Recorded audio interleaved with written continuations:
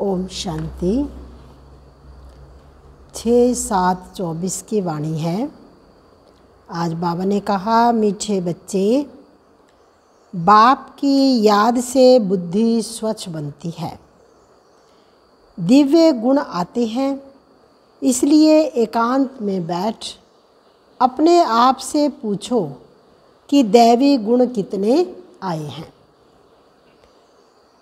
प्रश्न है, सबसे बड़ा आसुरी अवगुण कौन सा है जो बच्चों में नहीं होना चाहिए? उत्तर है, सबसे बड़ा आसुरी अवगुण है किसी से रफ डफ बात करना या कटु वचन बोलना। इसे ही भूत कहा जाता है। जब कोई में ये भूत प्रवेश करते हैं तो बहुत नुकसान कर देते हैं, इसलिए उनसे किनारा कर लेना चाहिए। जितना हो सके अभ्यास करो। अब घर जाना है, फिर नई राजधानी में आना है। इस दुनिया में सब कुछ देखते हुए कुछ भी दिखाई ना दे। ओम शांति।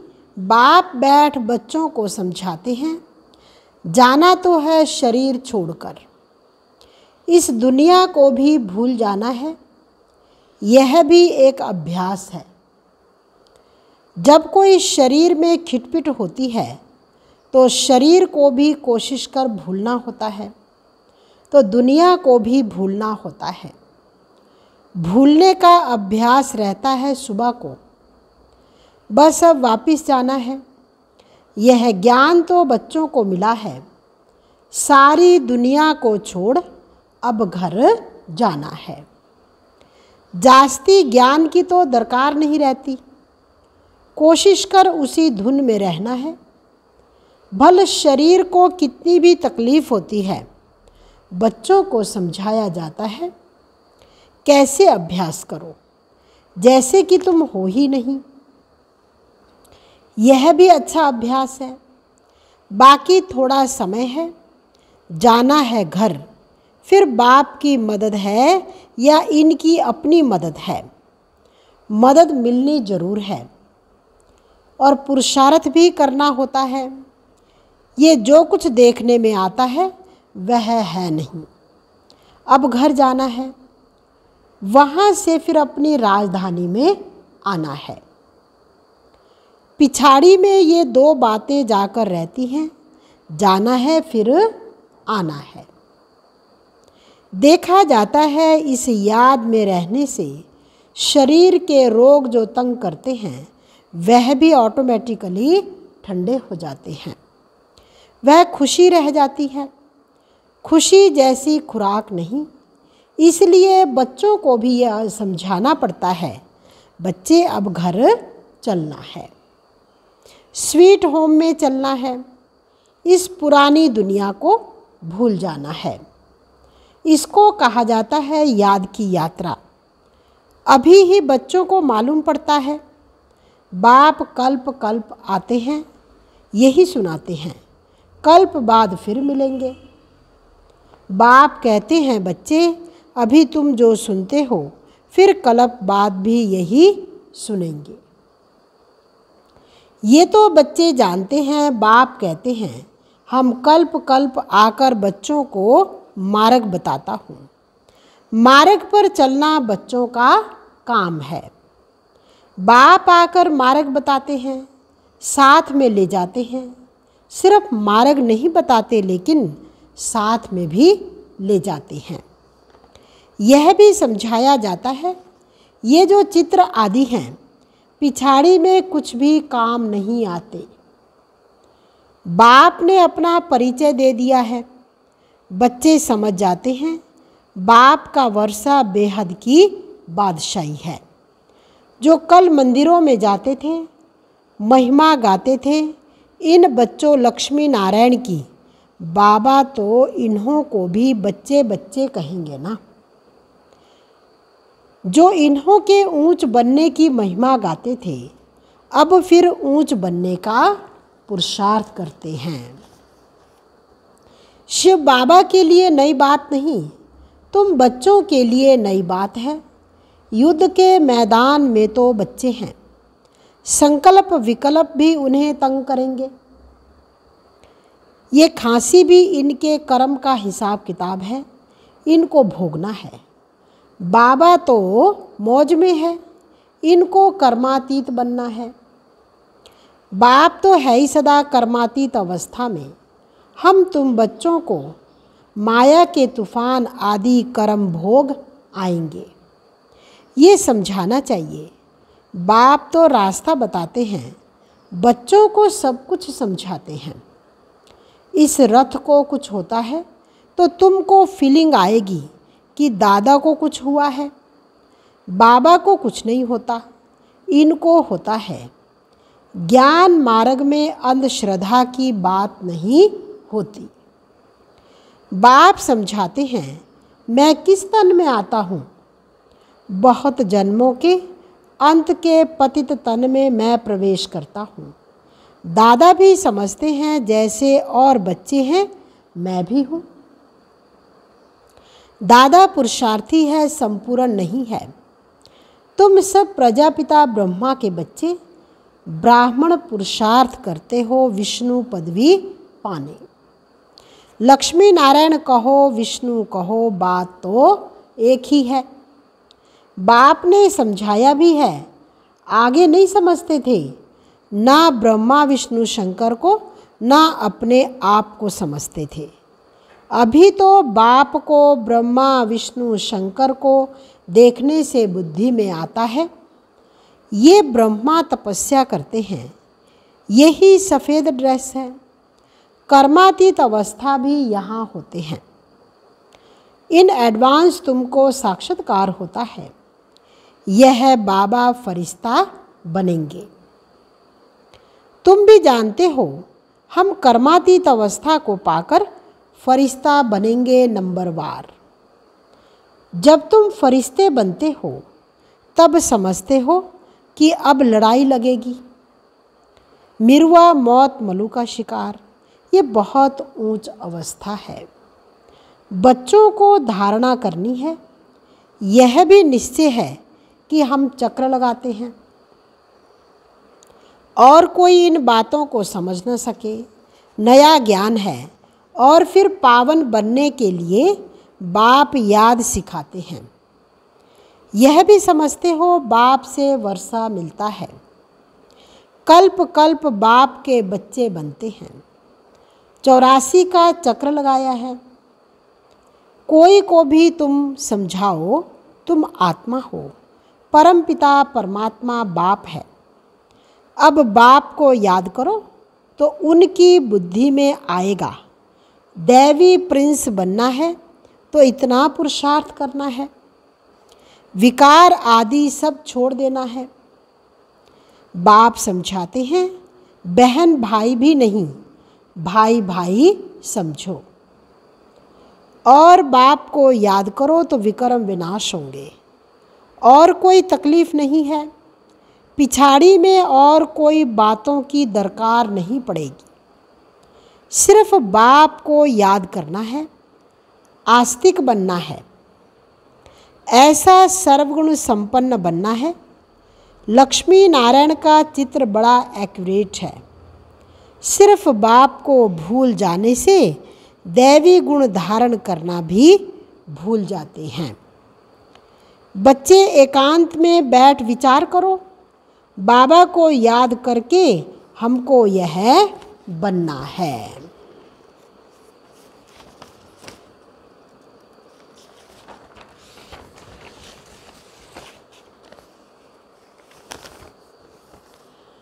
गुण धारण करना है। बात तो बहुत छोटी है। बच्चों को कितनी मेहनत करनी पड़ती है, कितना देह अभिमान आ जाता है। बाप कहते हैं देही अभिमानी भव। बाप से ही वर्षा लेना है। बाप को याद करेंगे तब तो किचड़ा निकलेगा। बच्चे जानते हैं अभी बाबा आया हुआ है। ब्रह्मा द्वारा नई दुनिया की स्थापना करते हैं। तुम बच्चे जानते हो स्थापना हो रही है। इतनी सहज बात भी तुमसे खिसक जाती है। एक अलफ है बेहद के बाप से बादशाही मिलती है। बाप को याद करने से नई दुनिया याद आ जाती है। अबलाएं कुब्जाएं भी बहुत अच्छी पदवी पा सकती हैं। सिर्फ अपने को आत्मा समझ बाप को याद करो। बाप ने तो रास्ता बताया है। कहते हैं अपने को आत्मा निश्चय करो। बाप की पहचान तो मिली, बुद्धि में बैठ जाता है। अब 84 जन्म पूरे हुए, घर जाएंगे, फिर आकर स्वर्ग में पाठ बजाएंगे। ये प्रश्न नहीं उठता कि कहाँ याद करूं, कैसे याद करूं। बुद्धि में है कि बाप को याद करना है। बाप कहाँ भी जाएं, तुम तो उनके ही बच्चे हो ना। बेहद के बाप को याद करना है। यहीं बैठे हो तो तुमको आनंद आता है। सन्मुख बाप से मिलते हो। मनुष्य मूंझ जाते हैं कि शिव बाबा की जयंती कैसे होगी। यह भी समझते नहीं कि शिवरात्रि क्यों कहा जाता है। श्री कृष्ण के लिए समझते हैं ना, रात को जयंती होती है, परंतु इस रात्रि की बात नहीं। वह आधा कल्प की रात पूरी होती है, फिर बाप को आना पड़ता है। नई दुनिया की स्थापना करने है बहुत सहज। बच्चे खुद समझते हैं सहज है। दैवी गुण धारण करने हैं, नहीं तो 100 गुना पाप हो जाता है। मेरी निंदा कराने वाले ऊंच ठौर नहीं पा सकेंगे। बाप की निंदा कराएंगे तो पदवी भ्रष्ट हो जाएगी। बहुत मीठा बनना चाहिए। रफ डफ बात करना ये दैवी गुण नहीं है। समझना चाहिए ये आसुरी अवगुण है। प्यार से समझाना होता है। ये तुम्हारा दैवी गुण नहीं है। यह भी बच्चे जानते हैं। अभी कलयुग पूरा होता है। यह है संगम युग। मनुष्यों को तो कुछ भी पता नहीं है। कुंभकर्ण की नींद में सोए पड़े हैं। समझते हैं 40,000 वर्ष पड़े हैं। हम जीते रहेंगे, सुख भोगते रहेंगे। यह नहीं समझते कि दिन प्रतिदिन और ही तमो प्रधान बनते हैं। तुम बच्चों ने विनाश का साक्षात्कार भी किया है। आगे चलकर ब्रह्मा का, श्री कृष्ण का भी साक्षात्कार करते रहेंगे। ब्रह्मा के पास जाने से तुम स्वर्ग का ऐसा प्रिंस बनेंगे। इसलिए अक्सर करके ब्रह्मा और श्री कृष्ण दोनों के साक्षात्कार होते हैं। कोई को विष्णु का होता है, परंतु उनसे इतना समझ नहीं सकेंगे। नारायण का होने से समझ सकते हैं। यहाँ हम जाते ही हैं देवता बनने के लिए। तो तुम अभी सृष्टि के आदि मध्य अंत का पाठ पढ़ते हो। पाठ पढ़ाया जाता है याद के लिए। पाठ आत्मा पढ़ती है, देह अभिमान का भान उतर जाता है। आत्मा ही सब कुछ करती है। अच्छे व अथवा बुरे संस्कार आत्मा में ही होते हैं। तुम मीठे मीठे बच्चे 5000 वर्ष के बाद आकर मिले हो। तुम वही हो। फीचर्स भी वही हैं। 5000 वर्ष पहले भी तुम ही थे। तुम भी कहते हो 5000 वर्ष बाद आप वही आकर मिले हो जो हमको मनुष्य से देवता बना रहे हो। हम देवता थे, फिर असुर बन पड़े हैं। देवताओं के गुण गाते आए, अपने अवगुण वर्णन करते आए। अब फिर देवता बनना है, क्योंकि दैवी दुनिया में जाना है। तो अब अच्छी रीति पुरुषार्थ कर ऊंच पदवी पाओ। टीचर तो सबको कहेंगे ना, पढ़ो, अच्छी मार्क्स से पास हो तो हमारा भी नाम वाला हो और तुम्हारा भी नाम वाला होगा। ऐसे बहुत कहते हैं। बाबा आपके पास आने से कुछ निकलता ही नहीं, सब भूल जाते हैं। आने से ही चुप हो जाएंगे। ये दुनिया जैसे कि खत्म हुई पड़ी है। फिर तुम आएंगे नई दुनिया में, वह तो बड़ी शोभनीक नई दुनिया होगी। कोई शांति धाम में विश्राम पाते हैं, कोई को विश्राम नहीं मिलता है। ऑल राउंड पार्ट बजाते हैं, परंतु तमो प्रधान दुख से छूट जाते हैं। वहाँ शांति सुख सब मिल जाता है। तो ऐसे अच्छी रीति पुरुषार्थ करना चाहिए, ऐसे नहीं कि जो नसीब में होगा। नहीं, पुरुषार्थ करना चाहिए। समझा जाता है कि राजधानी स्थापन हो रही है। हम श्रीमत पर अपने लिए राजधानी स्थापन कर रहे हैं। बाबा जो श्रीमत देते हैं वह खुद राजा आदि नहीं बना है, उनकी श्रीमत से हम बनते हैं। नई बात है ना। कभी कोई ने ना तो सुनी ना देखी। अभी तुम बच्चे समझते हो, श्रीमत पर हम बैकुंठ की बादशाही स्थापन करते हैं। हमने अनगिनत बार राजाई स्थापन की है, करते और गवाते हैं।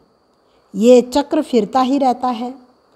पादरी लोग जब चक्र लगाने में निकलते हैं तो और कोई को देखना भी पसंद नहीं करते,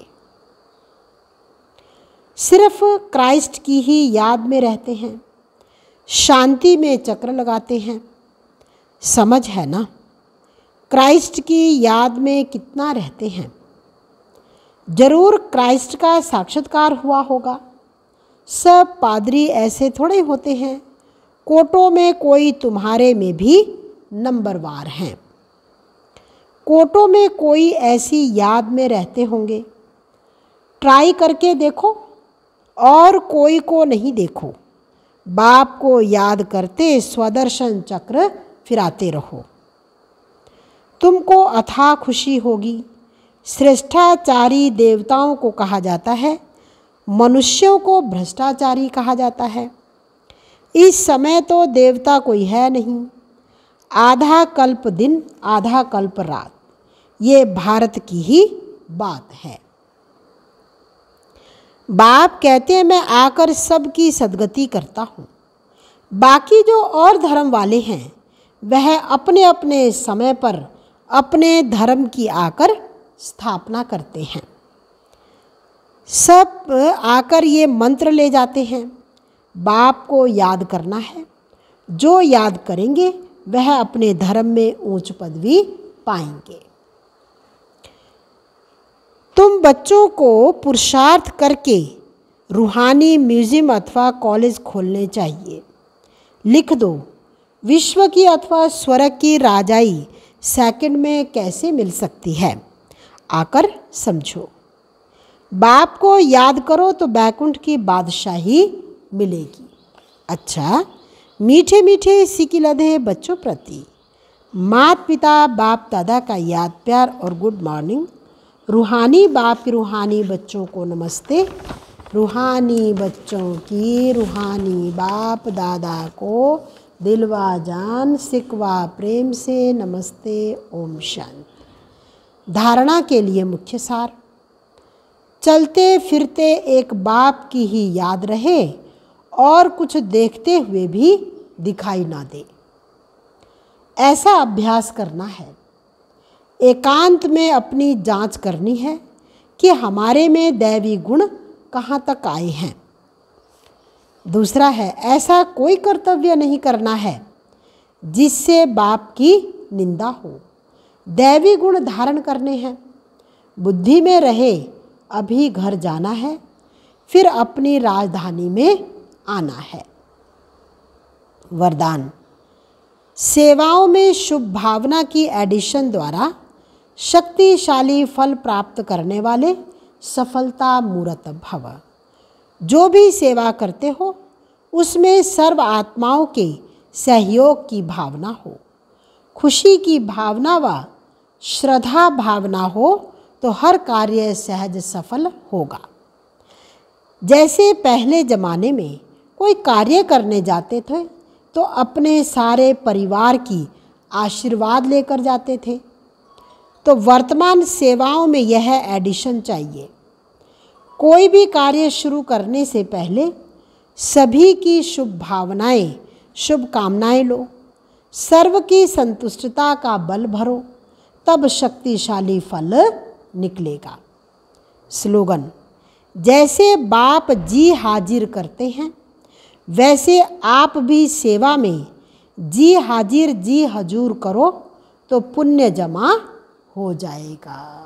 बाबा ने कहा, जैसे बाप जी हाजिर कहते हैं, वैसे आप भी सेवा में भी जी हाजिर जी हजूर करो तो पुण्य जमा हो जाएगा।